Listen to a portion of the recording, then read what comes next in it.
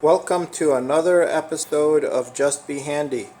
Today we're going to do a transmission fluid change. The car is, this is my Toyota Highlander 2005. Has 170,000 miles on it. And I change the transmission fluid about every 30 to 35,000 miles. All I do is drain and fill, and it takes about 5.5 quarts every time for the drain and fill. So what I'm going to do is I've had the car sitting here cold overnight, and then I'm just going to drain the fluid and then fill it with the proper fluid. In this case it is the ATF type T4 for the Toyota automatics, and we'll just go at it. Tools you'll need is basically a 10 millimeter Allen. Definitely use half-inch drive if you could, and it helps with the leverage. And I do recommend using a neoprene glove because transmission fluid really gets into your skin. And then a nice size drain pan to help you get at it. And here is the plug for it. It is again an Allen 10 millimeter, and that will drain everything that's needed for that transmission. Like I said, it's about 5.5 quarts.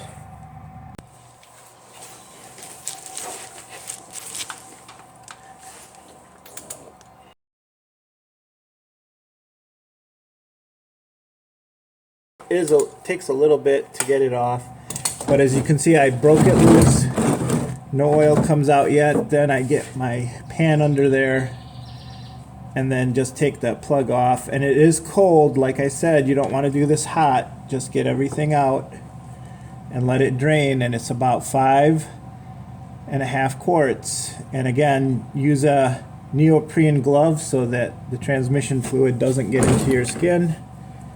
And just let it drain for, I really like to let it drain for an hour, so I'll come back after an hour and we'll add some more to it.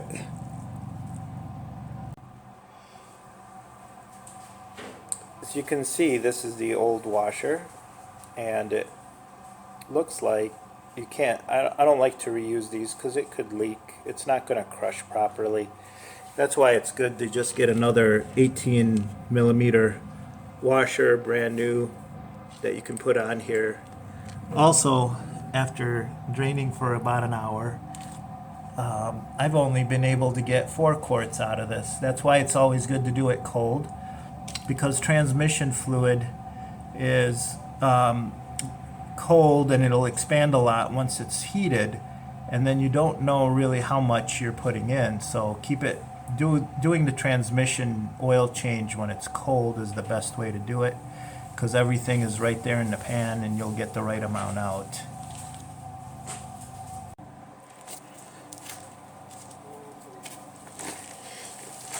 Now it's time to put the plug back in. So first try to go in reverse to try and get it on there, and it should go nice and smooth. Do not force anything. Get that on there. You might get a few drops on there. Get a rag, wipe it really well. Again, I put a new washer on there. Then you'll need that 10 millimeter hex or Allen key. Make sure it fits again. Get it on your torque wrench. And I recommend torquing it to 35 foot-pounds. Once you torque it to 35 foot-pounds, it should be good to go. There we go. And shouldn't have any issues with that leaking. Then we can go up top and do our fill. Again, I'm only seeing 4 quarts exactly, so that's all we will be putting in. And I'll show you where that goes in. Right here I removed this dipstick Make sure that you have a funnel like this, and make sure it's very clean. Usually what I do to clean them this nice is to use a little bit of carb or brake cleaner and then pressurized air, and then you just make sure it's very clean and sturdy, and we can put in the amount of oil. Again, because I did it cold, I know it's at the ambient temperature, so whatever I fill in should be the same amount, and that's 4 quarts in this case.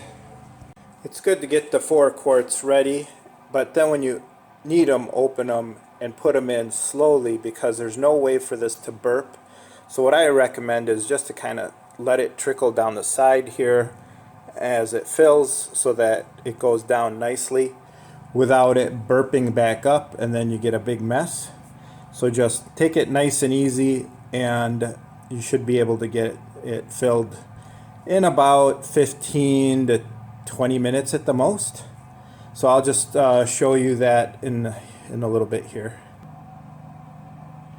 Okay, so what I do is I just grab this, kind of start it off here, and just go off to the side. And what that allows is for the air to kind of make its way, so that you're not getting any burping or anything like that. So take it easy, take your time, no rush in this case. You don't want to introduce a big gulp and then introduce dirt into your system.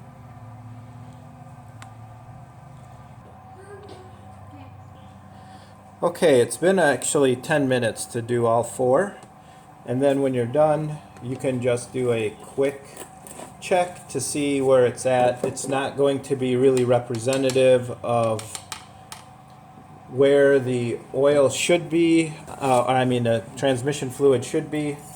I have the dipstick all cleaned up and everything, but you want to make sure it's just all over the dipstick. What I'll do is, since I know I removed 4 quarts and I put in 4 quarts, I'll drive it to work a couple of times and then check when it's hot when I get back. Usually what you do is you go through all the gears and then check it. If you can check it while the car is in drive or reverse, that helps. But also just going through the gears when you get home, and then checking it right away to make sure the level is correct would be the best and ideal, since you can't really just depend on the parking brake to hold it. And as you can see, there's marks for when it's full, when it's cold, or when it's warm, and that's really all you need to check, and just make sure it is full hot. And if you need to add any, do so. I ordered some off of Amazon. It was 6 quarts because it usually takes the 5.5. So I bought the 6 quart kit, but it doesn't matter, because at 200,000 I will do this again. The car has about 168,000 on it, and when I do that service, I'm going to do the filter as well, so I'll be dropping the oil pan. This car has been very reliable for me. Basically bought it was a rental, and bought it, and it served me. Bought it at 26,000 miles, and it served me well. Just a testament to how good these Toyota Highlanders are that are based on a Camry. So anyways, I hope you've enjoyed this.